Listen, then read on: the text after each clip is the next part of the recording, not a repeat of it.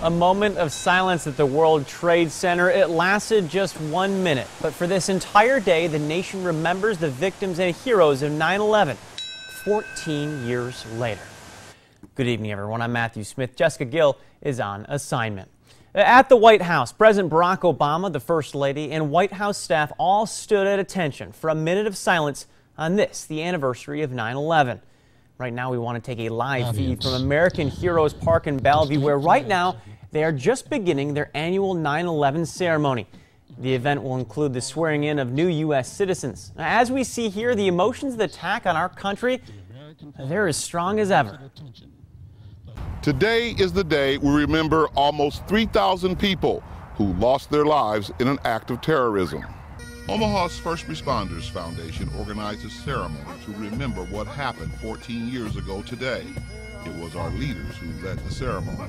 403 first responders were killed trying to save lives on 9/11. 343 New York firefighters, 23 New York City police officers, and 37 Port Authority officers died at the World Trade Center site. That they are the ones who will rush into that building when we are trying to rush out. This attack was the deadliest single incident for firefighters and law enforcement in the history of the United States. A piece of that horrible day was here in Omaha. Firefighters from Irvington brought in an artifact from the North Tower of the World Trade Center. These are things and feelings that members of the Millard South High School band don't remember, but they have learned about.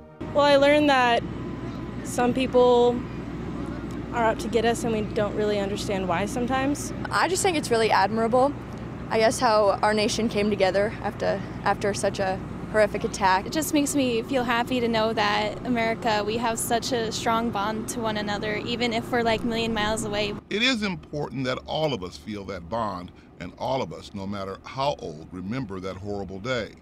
It's also good to know that we as a country survived. It's sad, and it also makes me feel, how you deal with that sadness, how we move forward from that sad day. With photographer Mike Clues, John Chapman, WOWT 6 News.